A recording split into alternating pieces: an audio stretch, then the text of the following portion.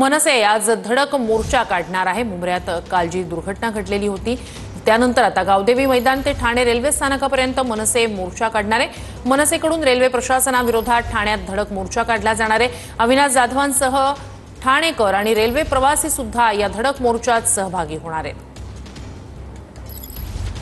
अधिक या सगळ्या संदर्भात जाणून घेऊया आपले प्रतिनिधी हिरा ढाकणे यांच्याकडून। हिरा, कालच्या मुंबऱ्यातल्या रेल्वे दुर्घटनेनंतर आता मनसेचा आज धडक मोर्चा असेल, काय म्हणणं आहे मनसेचं?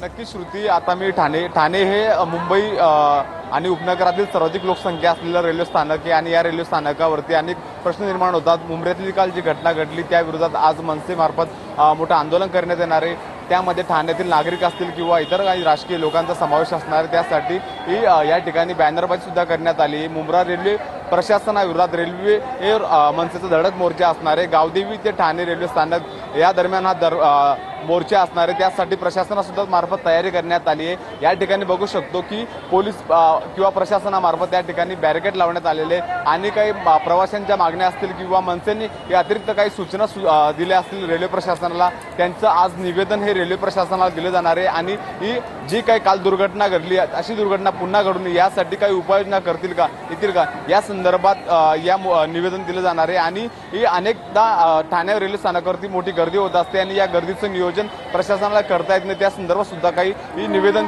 मनसे मार्फत दिलं जाणार आहे। श्रुती, नक्कीच हिरा, मोर्चाच्या वेळी अपडेट्स तुमच्याकडून घेऊच। तूर्तास धन्यवाद तुम्ही दिलेल्या संपूर्ण माहितीसाठी।